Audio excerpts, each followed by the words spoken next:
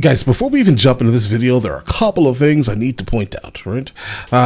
We kind of can forecast how the comments are going to go, pretty much based off of any other time this conversation comes up, and then Slav, slave, or how about this, slave, Slav, I know. And then also at the same time, Anthony Johnson.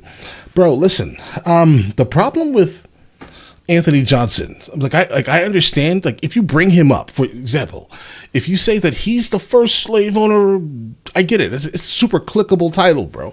It's a super clickable title. The first slave owner in America was a black man. His name was Anthony Johnson.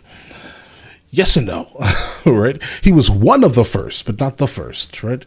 But if you do come from the camp of saying that he's the first, I kind of know how your conversation's going to go moving forward. It's almost predictable, guys. But in order for Anthony Johnson to be the first slave owner, then he would have, that means John Casor would have been the first slave. He wasn't, right? I mean, I get it. It's a technicality. It's a technicality. Well, not really. I mean, the first slave was 1 year before John Casor. So again, same time period. But I think it was Hugh Gwynn. Hugh Gwynn was the first slave master, completely. That's it. And it was purely based off of race, right? Well, not race, but like I guess race. It was based off the color of his skin. I think his name is Palmer. Joe Pumper. That may sound crazy, bro. I don't think his name is Joe Pumper. Ignore that. but something like that, guys. I forgot him. I forgot his name, sadly. But I know the master was Hugh Gwynn. And so basically what happened was there were three people. There were two Irish indentured servants, and there was one African, or how about this, Angolan indentured servant, right? And these three individuals ran away, right? And two of them were caught, beaten, right? One of them, meaning the Joe Pumper. His name is not Joe Pumper. Ignore that. I'm telling you. That is not his name. Don't quote me, right? But basically what Hugh Gwynn did was like, these two here, they're fine for now. But that one, the Angolan, he basically went to court and was like, listen, I want to own this man forever. He's mine. How dare you run away? Punishment, right? And that was his punishment. His punishment was to be owned for the remaining, of this natural existence, basically. That's the story, guys. I mean, that happened in 1640. The John Casor incident, let's say, happened in 1641, right? And also, guys, Anthony Johnson actually purchased his family. So that's why it's also really tricky, right? I mean, why would someone, like in the United States of America in the 1600s, purchase their family so their family could no longer be sold? That's what happened a lot, right? But then things went absolutely off the rails. I am not supporting this man, okay? Just be fully aware. At the same time, Anthony Johnson also did, he purchased more Irish indentured servants also. He did the same thing, right? He did this. As a matter of fact, bro, let me go back for a second. Hugh Gwynn.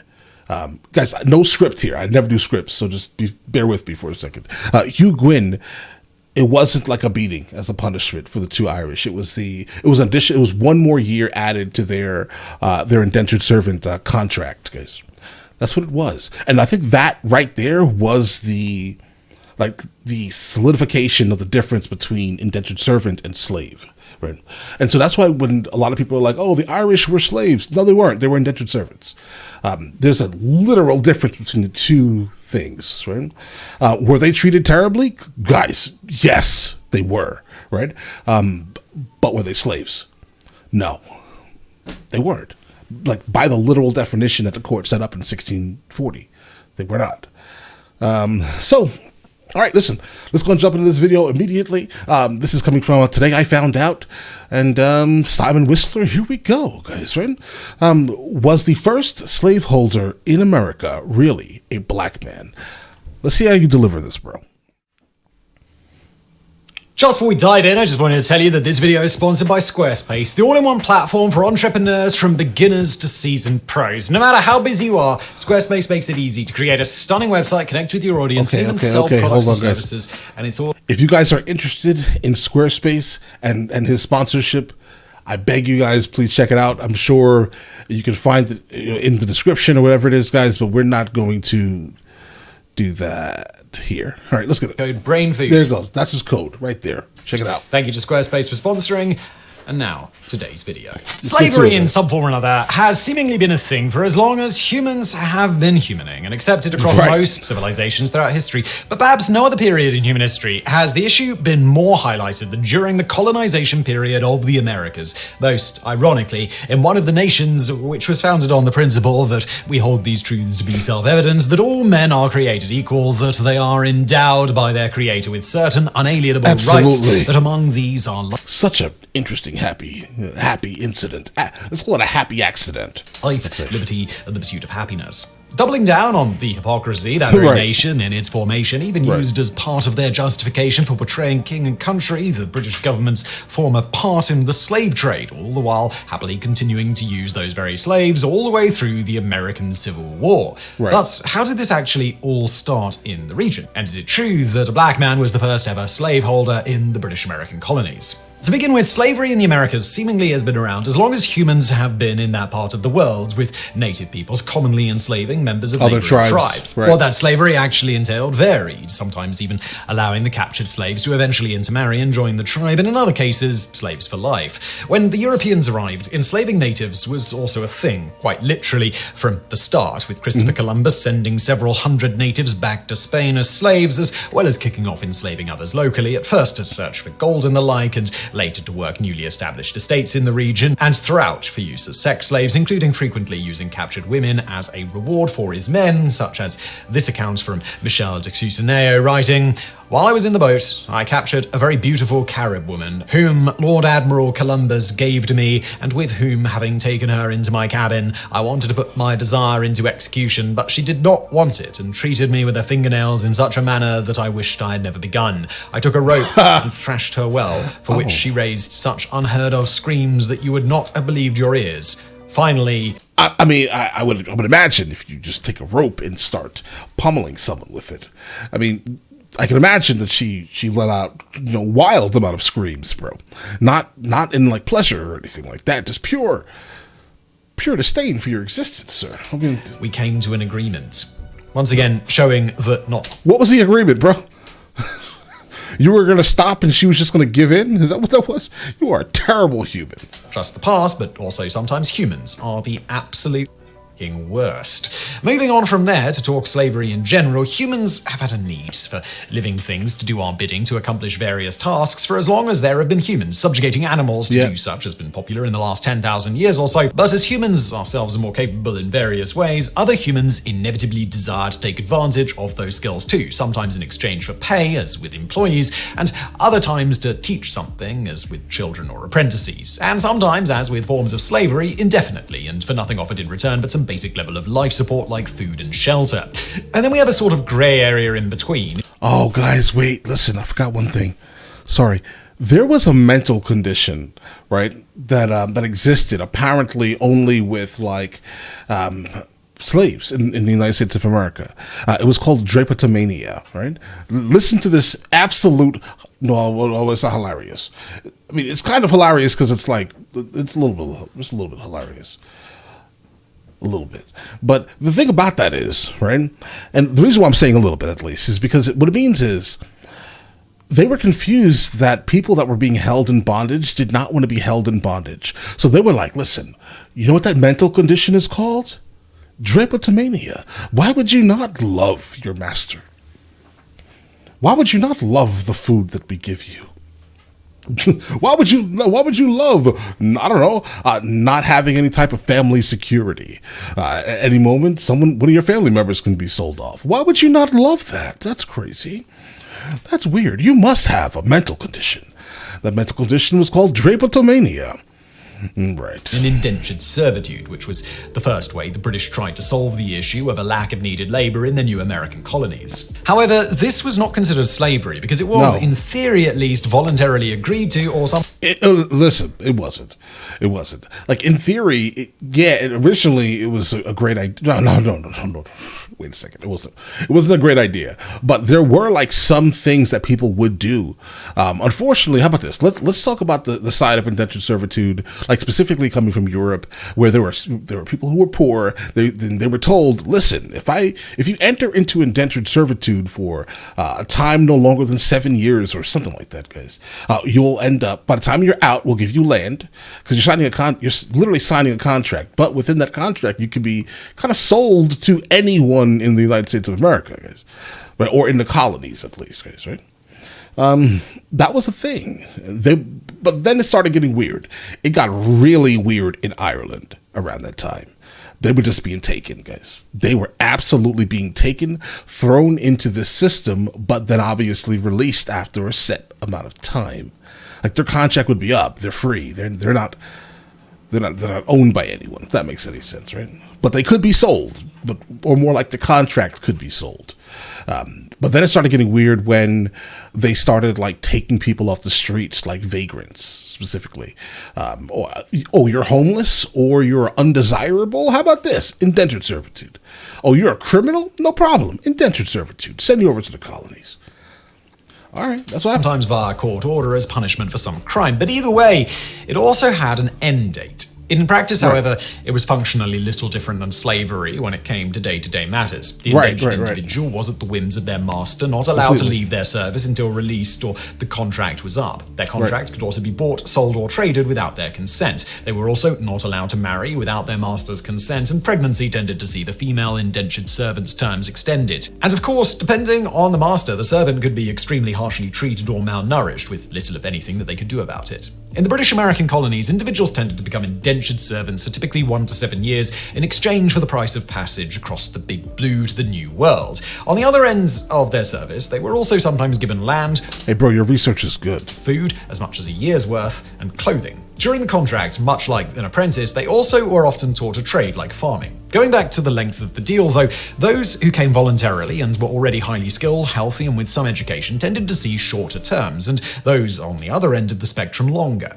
Most who chose to come were predominantly young men and women looking for better prospects abroad, with the deals often arranged by their parents. In this, they'd seek out a ship captain willing to transport and feed these young men and women during the voyage in exchange for being able to sell their agreed-upon indentured servant contract on the other side to someone in the colonies. As for the savings here, it's noted that if one were to pay their way across at the time, it was typically about 2 to 3 years' worth of a typical labourer's salary in Britain. Thus, agreeing to go be someone's servant for the most common term of around 4 to 5 years was not such a bad exchange for many who couldn't otherwise afford such a trip, especially when the prospects on the other side of the contract potentially included land of your own to work. I mean, assuming that you survived the length of the contract, which in the early going, between the harsh conditions, frequent native attacks in some regions, and the like, let's just say that many did not make it to the end of their term. Right. Of course, for many sent over to the colonies, it was not so voluntary. Rather, many indentured servants were, as alluded to, sent over as part of judicial rulings for crimes or otherwise forced or tricked into it. However they got there, it's noted that over half of all those Europeans who immigrated to the 13 British colonies in the 17th and early 18th centuries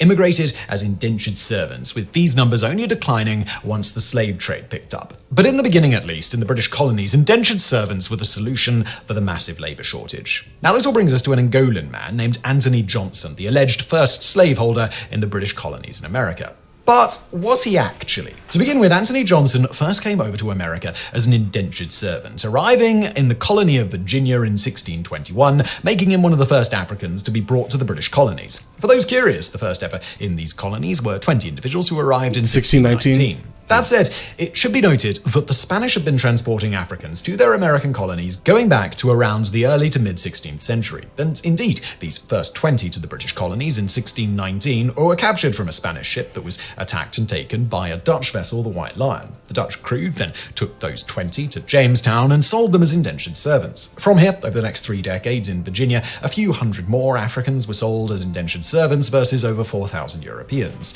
As for Johnson, he did not come over willingly, but was captured in Angola by neighbouring tribesmen and eventually sold to a slaver, and once in Virginia, his contract sold to a tobacco farmer by the name of Edward Bennett. Of course, this all brings up the question of whether Johnson and others like him, who were not brought voluntarily, were slaves themselves or not. After all, he was sold and forcibly transported elsewhere, where he was required to do whatever his master said. He could be sold or lent out to someone else without any say in it, and he could be punished to a pretty extreme extent by the given owner of his contract if he didn't do what they said. Nor was he allowed to leave, with some pretty extreme consequences if he tried and failed.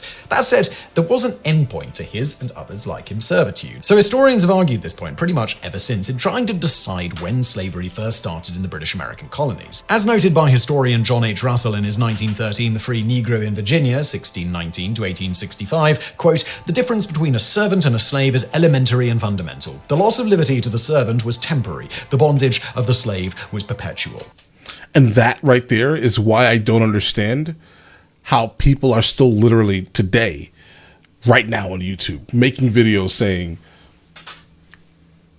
the Irish were slaves. I'm just like, bro, stop it. Stop it. Like, what they went through was terrible. A lot of them were just blatantly just taken, right? Their land was taken from them. Like, literally, look what was going on in that era, like specifically in Ireland. You'll understand completely, right? They were just being taken. They completely, guys. Right? But we need to be intellectually honest here. Like, I understand, listen, firstly, I understand why they're saying it. I also understand why the person who came up with the idea of this in the 1990s, right, wrote it. I want you guys to look at the person who came up with the idea of that, who first started saying it, right? And look at all the other things that he has said. And I think if you were to do that, if you were to correlate, like, wait a second, hold on, that person says all of these other things, you'll get why it's ridiculous, bro. It is the and I don't even want to go into it because then this video is going to get limited. Distinction made by Beverley in 1705 when he wrote, "They are called slaves in respect of the time of their servitude because it is for life."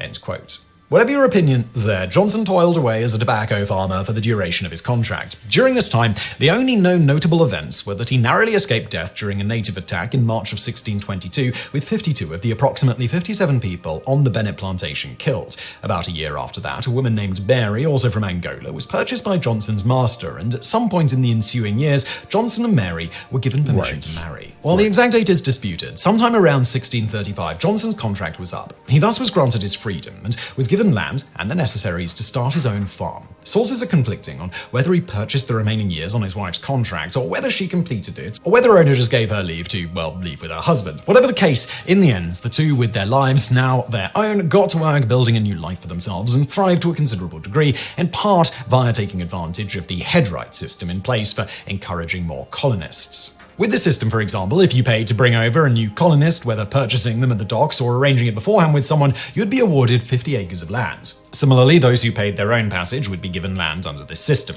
I think they had like 1,000 by the time he died. On this note, there were other ways to take advantage of the headright system as well. One of the first records of the couple's life as free individuals in the colony is a 1651 deed noting they had utilized the headright system 5 times and been granted 250 acres for it. However, one of the individuals on their list was not an imported colonist, but rather their own son, one Richard Johnson. And indeed, later, Richard Johnson appears to have claimed both his father and brother as his indentured servants under this system as well, giving him 100 acres for it. Another of their sons, John... Oh, they played the game, guys. They played the game. John Johnson did the same, claiming his mother as one of his indentured servants. Through all of this, and seemingly taking on actual imported indentured servants as well, combined, their little family peaked to possessing 1,000 acres and close to 20 servants, both white and black. The next time they pop up in the records was owing to a fire that saw their plantation in ruins, and thus they petitioned the courts in 1653 to be exempted from taxes, which the court granted given their circumstances. This leads us to 1654, and the question of whether Johnson was the first official legal slaveholder in the British colonies. It was at this time that one of Johnson's servants, John Casor, who was forcibly brought over from Africa, claimed he was under a 7 or 8 years contract and that he had completed it. Thus, he asked Johnson for his freedom. Johnson didn't see things this way and not only denied the request, but even that Casor was under any such contract that had an end date at all. Despite this, Johnson allegedly eventually gave him permission to leave, with the court record stating Anthony... Yeah, bro, that was kind of like a game I think he was playing. Like, he really didn't do that. I think he was kind of like, I don't know, tricked into saying, yeah, bro, you can go. Don't worry, your contract's up. This guy decided to just be like, listen, I own you. Where are you going? Johnson's son-in-law, his wife, and 2 sons persuaded the old Negro Anthony Johnson to set said John Casor free now. Thus, freedom allegedly in hand, Casor went to work for a man by the name of Robert Parker. Either Johnson changed his mind, or he never actually said Casor could go, because he soon filed a lawsuit against Parker, claiming that Parker stole his servants. He further claimed in the lawsuit that, as alluded to, Casor had no endpoint to his servitude, but that he had him for his life. The judge's decision on the matter was as follows. This day, Anthony Johnson made his complaint to the court against Mr. Robert Parker and declared that he detaineth his servant John Casor under the pretense that he was a free man. The court, seriously considering and maturely weighing the premises, does find that said Mr. Robert Parker most uniquely keepeth the said Negro from Anthony Johnson his master. It is therefore the judgment of the court, and ordered that the said John Casor Negro forthwith return on to the service of said master Anthony Johnson, and that Mr. Robert Parker make payment of all charges in the suit. Quote ends. While the word slave is never used in any of this, whatever your thoughts on whether a forced indentured servant was a slave or not, forcing one to do so for life definitely seems to fit the bill. Yeah, Thus, at least some claimed that this made Johnson the first legal slave owner in the British American colonies. But was he really the first? No. No. But guys, keep in mind, it may just be a couple of months difference. Was he the first? No. Was he one of the first? Absolutely. Well, not like, really. and I mean like maybe like top 3, basically. Really. An important thing to note here is how readily the judge was willing to accept that Johnson had a lifetime claim on Casor, implying this was nothing out of the ordinary, just one of the first court records of it in the British American colonies. Right. But also important to note here is that there was another court case over a decade before in Virginia where more or less the same thing happens, interestingly enough, allegedly to one of former President Barack Obama's ancestors, as we'll get to shortly. Okay, I think they're about to get into the guy Joe Pumper. I'm just using his name as like a fill in the blank because I do not remember this man's name. I apologize. It's something like that, though, I think, potentially. And that's who Obama's ancestor is. I think no. I think on the mother's side, I think the mother's ancestor is the first slave in the United States of America. This brings us to one John Punch, indentured servant to justice, and prominent landowner Hugh Gwynn. Like Johnson and Casor, Punch had been forcibly brought from Africa and sold as an... Joe Punch? I think his name. Joe Punch. Joe Pumper. Listen, I was close. Landowner Hugh Gwynn. Like Johnson and Casor, Punch had been forcibly brought from Africa and sold as an indentured servant. Joe Punch, or John. decided servitude wasn't the life for him, and he and 2 other of Gwynn's indentured servants, a Scottish man named James Gregory and a Dutchman named Victor, fled together to Maryland. Okay. When the trio were captured... Scottish, Dutch. Corrected in my head. And brought back, the judge in the matter decided in July of 1640 that a suitable punishment was to have Punch's contract continue for the rest of his life, ruling he would be required to serve his said master or his assigns for the time of his natural life here or elsewhere. Rather curiously, and one of the first court cases in the British colonies to exhibit a double standard between European and African individuals in this way, was the Scottish and Dutch runaways did not have their indentured servitudes extended for life, but merely had an extra 4 years added to them, 1 extra year in service to Gwynn and 3 extra years in the colony. All 3 individuals were also given 30 lashes with a whip as part of the punishment. Going back to former President Barack Obama, an interesting little aside on this one is that in 2012, Ancestry.com published a report using DNA analysis and various records tracing Obama's lineage on his mother's side through John Punch. Though, of course, being a matter that touches on politics, let's just say that many people who've never bothered to read the actual study and evidence disagreed. As for those who have... Of course, they're like, wait a second. How can that be? She has light skin. Bro, Americans are tricky, right? We are a tricky bunch. Like, please do not think, right? Like, for example, everyone that I've encountered, right, at least that is considered Black American, has some type of European in them, right? And it's not that odd to find someone who looks like Simon Whistler, right, having some remnant of some random, I don't know, like some African blood somewhere in him, bro. It's not the weirdest thing in the world.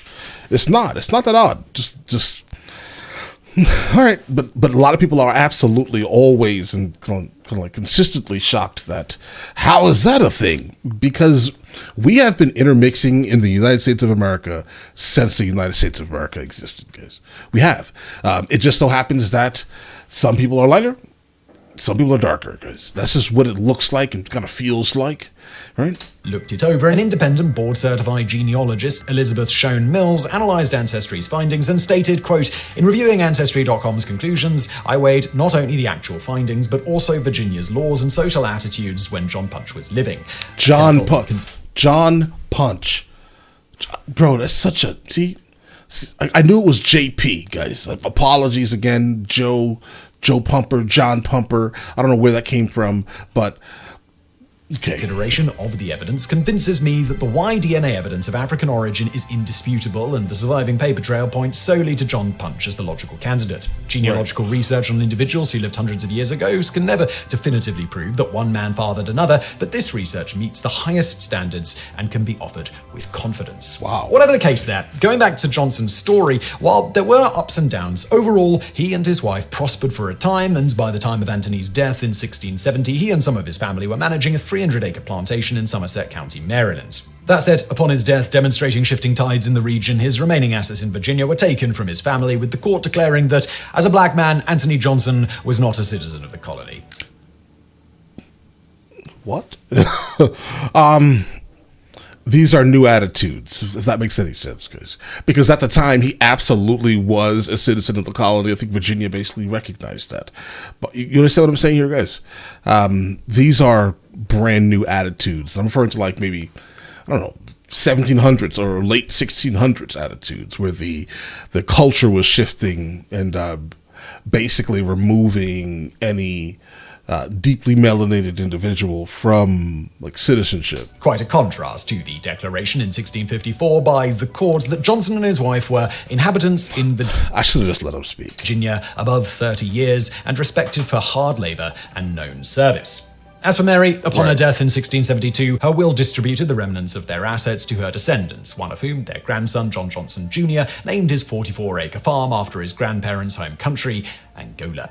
From here, things rapidly changed in the colonies. Not long before Johnson and his wife's deaths in 1662, Virginia legislature had enacted a law stating that if you owned a slave, not only were they yours for life, but any children of a slave mother would also be a slave, regardless of whether the father was a slave or not. Before this, the father's status was typically what was used to determine the child's status. This was problematic, however, given how many plantation owners were impregnating their slave women.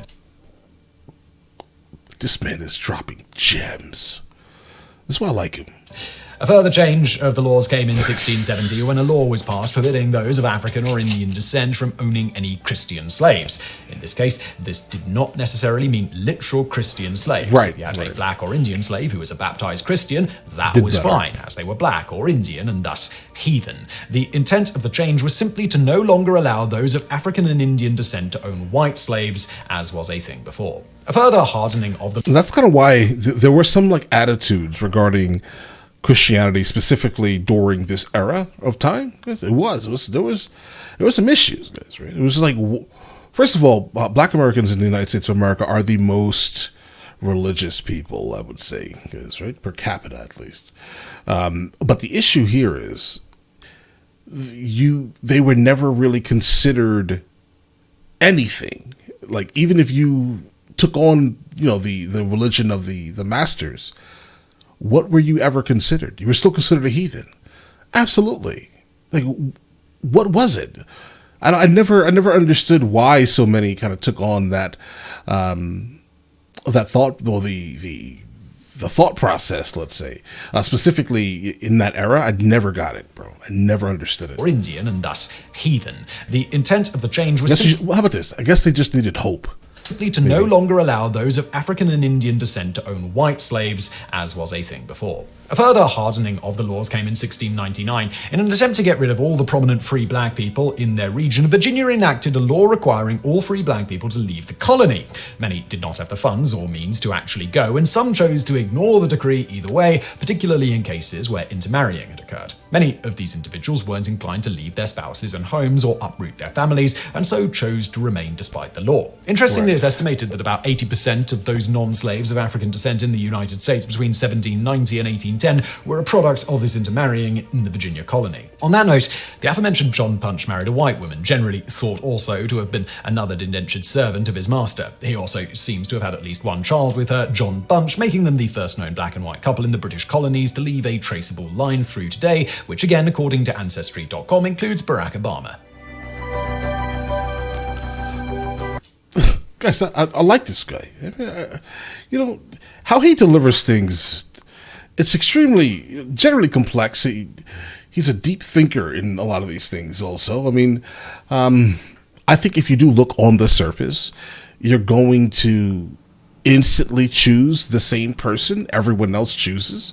Not everyone else. I'm not going to say that because, again, there's like a subsection of the United States of America who always says the same thing. Okay, and it's just like, bro, you're wrong, and you're just going to believe it because your favorite website says that it's true. But your favorite website also says things that happened in the 1940s didn't actually happen. So I don't even, why did I say that? But I don't even understand, why, I don't know, bro. Either way, listen.